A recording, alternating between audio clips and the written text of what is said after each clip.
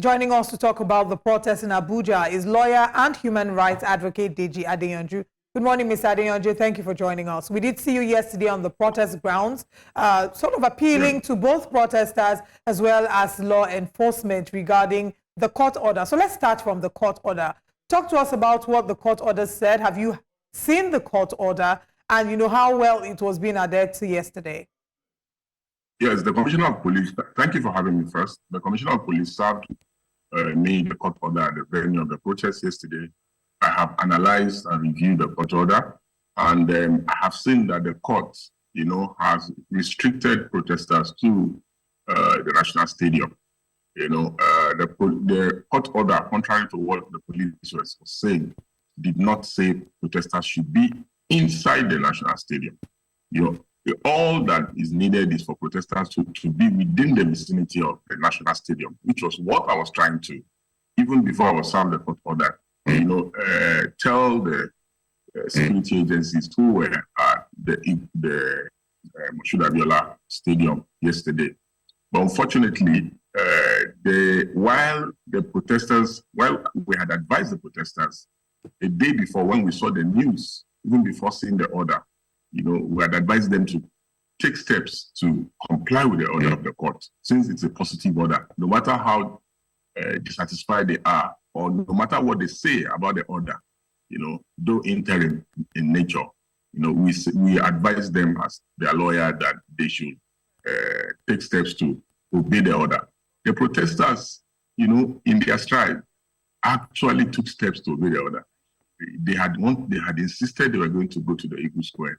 And we told them that no, that as law-abiding citizens, they should go to the Moshood Abiola Stadium, which they did while we were having this conversation and heated debate with the police. A senior ranking member of the security forces told the protesters that they should not agree to go into the stadium, because if they go into the stadium, the security agencies were planning to lock them inside the stadium, and that they were also going to bring thugs that would block the stadium. So while we were having this heated conversation, lo and behold, we saw some security Hilux vehicles. They brought 6 buses, big coastal buses with thugs, to the vicinity of the National Stadium, just a few meters away from where the protesters were. This was what infuriated the protesters, and the protesters felt they were no longer safe in the vicinity of the National Stadium. And a decision was reached that they should go to the 3-arm zone, which has more security. So the protesters were practically forced out of the Moshood Abiola Stadium, and the security agencies are to blame for conveying thugs to the Moshood Abiola Stadium. All right, we'll come back into the details of the protest proper, but I want us to still settle on the court order for a little bit. The court had given an ex parte order restraining them from, protesting at any other location but the Moshood Abiola Stadium. Talk to us about the process by which that order was gotten. Would you say that that process was one that is, you approve of the methods? Because there might be a possibility, now that you've raised and highlighted the point that the court order said they should protest at the Moshood Abiola Stadium, but did not specify that they must be inside. What if as at yesterday, there was another court order, or there's a process today that then ensures that another court order is issued to insist that protesters go inside? So talk to us about the mode by which that order was gotten. Well, I totally, do not want to in any way disregard or be seen to be disrespecting the positive order of the court. That's why I kept insisting that the protesters obey the positive order of the court. However, I have issues with the mode and the method that the order was gotten, and my issues are that, the right of the citizens, which the Court of Appeal had already affirmed in a case with similar nature, similar facts, and I thought that the court will avail itself to the decided judicial precedent, or in the ANPP case, where the court has said that protesters cannot be restricted to a particular location, and that the right to protest cannot be, it cannot be donated by security agencies or government, that this right is a fundamental right that is enshrined in the Constitution. So, the majority of the protesters are even saying that they will not obey the order because the order is at variance with the Court of Appeal decision on the same subject matter. But we had to be urging them and pleading with them to obey the positive order of the court, though interim, and obtained by ex parte, when the other parties were supposed to be directly affected. Another issue that the protesters are raising is that Damilare and some people were the ones who were joined in the suit. That the idea of calling Nigerians persons unknown does not apply to them, and that once Nigerians are not joined specific times, for instance, there are many comrades who were there yesterday who their names are very well known to the government, and they were not joined in the suit. So, and when an order is given to a party not joined to a suit, how then does the order become binding on them? So that was another argument. And should they get another order today, now specifically restricting protesters to inside the stadium? The problem is that the government has made the National Stadium unsafe for protesters, and protesters are not likely, especially for Abuja, to confine themselves in the National Stadium. All right. I want to also just clarify, because you just mentioned Omoyele Sowore. So I want to also ask, I mean, in the build-up to yesterday, the government had been asking for, who are the leaders of the protest and people that they can dialogue with, I believe, to some extent. So I want to ask, if there is some leadership to the protest, maybe in Abuja alone or across the country, what role yourself have played yesterday? Are you playing the role of a leader of the protesters yesterday? Is Omoyele Sowore playing the role of a leader of the protesters, in Abuja? Or there's, you're simply just participating? That's one. And then also share with us, what happened yesterday? What triggered the use of tear gas? Yes, so basically, this protest does not have specified leaders yet, but the protest is going to be slightly different from the NSAS protest because we want a situation where we'll be able to get some deliverables, and that is why we have said today, if government shows intent, if government is determined to ensure that demands of the protesters are met, we will speak with the organizers of the protest, and we will talk to them on possibility of meeting government, so that it does not end, the struggle does not end only on the streets. The government has to show commitment to meeting demands of the protesters. Having said that, your correspondent was with us throughout yesterday, Manuel Bagudu. I'm surprised that he was saying earlier that the reason why the protesters were attacked by security agencies was because he referred to the protesters as mob. I was so disappointed in his analysis because the protesters conducted themselves so properly here in the FCT from the National Stadium. So when decision was taken that protesters were no longer safe with the presence of thugs at the National Stadium, to going all the way to the Eagle Square. In fact, the protesters were attacked unprovoked. The tear gas canister gunshots was all over the place, unprovoked. Unarmed protesters just attacked like that. Same thing in Yanya. People were just protesting, and the security agencies began to fire, live ammunitions in the air, tear gas all over the place, and this is, I don't see why the police must always make protests turn violent in this country. All across the country, almost 14 protesters were killed yesterday by security agencies. Completely uncalled for. Majority of the violence witnessed, the police are to blame. The security agencies are to blame for the violence witnessed. We had warned them since last week. We have been warning the government not to recruit thugs. That because the situations in the country is quite different from the NSAS period when thugs will be recruited, that they will come and attack protesters and go home. That the thugs, since last week, will be issuing this warning, that the thugs will not return home this time around, that they will loot places if they are recruited. And we have seen that in some places. Although the the analogy and the analysis by the federal police that warehouses were looted is a complete lie. There is no evidence anywhere to show that any warehouse of government in the country has been looted. The center that was looted in Kano, government thugs that were recruited by the government were the ones who did this. We had warned them, and government is still to blame for this. All right. Before we go on, because I would like that you speak a little bit more about this thugs and the allegation that they imported their own thugs. You mentioned that you will speak with the organizers. Who are the organizers of the protest? Can we know who they are?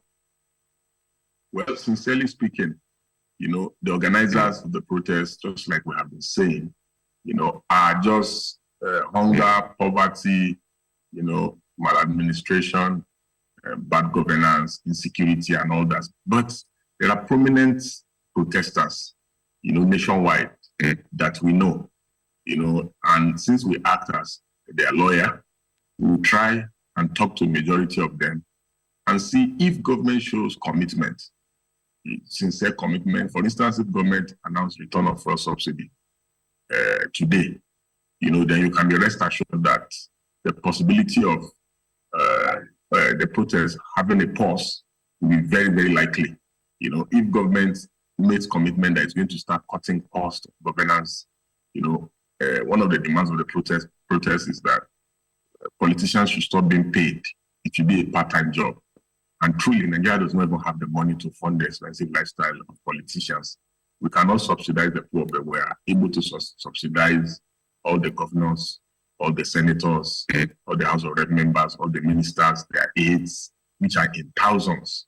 The president, the vice president, the aides of the president, the aides of all the governors in the country. Here's a challenge. They waste too much. Yeah, here's a challenge, that I've just noticed. Because you've mentioned once again that, the certain organizers of the protest. I said hunger and unemployment, the individuals in particular. You said prominent individuals, organizers rather, of the protest, prominent protesters, I beg your pardon. I've also noticed, in the last couple of days that the protest demands vary. There's a 10-point demand that that went viral, that was on Twitter. There's one that was posted by Omoyele that had 15 demands. There's some other ones that I've seen also on Twitter Spaces. What happens if it would be nice if we were able to identify some of these organizers. But what happens if the organizers say that their demands have been met, but the other demands that have been stated in the different notices that have been put out are not met, and then you can no longer control the crowd? Very simple answer. You see, the whole idea and the essence of the protest is to get government to be responsible. That's why I said one of the greatest demands of the protest today is return of fuel subsidy, because it makes no sense where the governors are living large at the expense of the populace, while the people are suffering. It does not make sense that the president is giving the governors more money to loot, while the citizens and the economy suffer. If fuel subsidy is returned today, it has direct impact on the economy. Prices of goods and services will begin to reduce. If that is done, it shows goodwill, on the part of the government. The issues around politicians not being paid, that's another thing that the government can do that can get. And you see, the reason why government exists is because of the people, and the voice of the people is the voice of God. In fact, at the protest burning yesterday, the people were saying it, that they are the reason why government exists. I believe that once government shows that they are responsive to some of the demands of the protesters, that we're going to have a headway. After all, this protest is for the initial 10 days. Okay, let's talk about the allegation of thugs, the reports that there were thugs that were imported with coastal buses. Can you expand on that? Yes, your correspondent, Emmanuel Bagudu, was there. All the media houses in the country were there. They saw the arrival of the thugs in 6 coastal buses. So I'm very surprised why anybody will say, oh, the protesters doesn't get Moshood at Yola Stadium, just like that. You understand? Okay, why did they agree to be in the Moshood at Yola Stadium if they were not taking positive steps to comply with the order? everybody should have gone to the Eagle Square at the initial. But the protesters were determined to comply with the order of the court until some security agencies escorted the thugs in the buses to the venue. Why will you bring thugs to the venue of the stadium? Why? If the security agencies did not have ulterior motive of disrupting the protest. All right. We'll talk more about that, but let's talk about Nyesom Wike and the role that he's played in all of this. We saw the address yesterday when he was, at the event with the chiefs and the transfer of staff of office, and he did address young Nigerians, saying that he applauded them for not being violent with the protest. But he mentioned specifically that he is aware of the fact that reports reaching him is that there is a senator who is sponsoring the protest, and there have been a lot of inferences. Do we have a clear picture who he might have been referring to and what element of truth or lack of it that there might be to that statement? He is referring to his fighting partner, Senator Kingibe. He has been going around since yesterday saying that Senator Kingibe is the one that is sponsoring the protesters. The protesters don't give a damn about Nyesom Wike and Senator Kingibe. They should go and continue their fight in Wuse Market. We are not interested in their politicking. It's also very important to note that Nyesom Wike has run out of ideas. He had vowed the protest will not happen here. He thought Abuja was Ikwere local government. He doesn't know that this is northern Nigeria. Abuja does not tolerate people like Wike and their arrogance and their insult. He spent weeks now insulting Nigerians and the protesters. This same Wike, was he not protesting before? But at least we have seen that his arrogance since yesterday has reduced. Before he was insulting people and saying protests will not happen here. The protest has happened. So now what will Nyesom Wike do? What can he do? The protest has happened. Protest is here. So leaders should learn to respect the people. The abuse of this world that insult Nigerians, they should sincerely stop all these things that they are doing. They exist because of the people. Yeah, all right. What happens going forward? This, might be day 2 of the protest. Do you expect that it would continue today in Abuja and, in other parts of the country? And how do you plan to also ensure that no more lives are lost? There's, no looting and vandalism of government property and, of course, private property as well. The IGP has reacted to that yesterday. But, what's the plan? The ball is in the court of the security agencies. They should work with the protesters to have a hitch-free. They should desist from bringing out thugs because the thugs will just never go back home because they are hungry. The thugs they brought out yesterday, they were very lucky that they were not as unruly and violent as the ones that were brought out in other parts of the country. Allow the protesters to express themselves and go back home. People do not have the desire to sleep on the street yet. So they should not allow the protest to degenerate to the point where people will even say they are not going home. People will now say they want to be on the street permanently. It's just an end bad governance protest. I don't see why anybody will want that governance to continue. They should allow people to express themselves. The security agencies should stop using brute force against protesters. And they should also stop using thugs to quell protest. Okay, but do you think that it continues today and forward? Yes, of course. The protest continues today in Abuja and many parts of the country. Of course. All right. Protest continues today. People are already on their way out.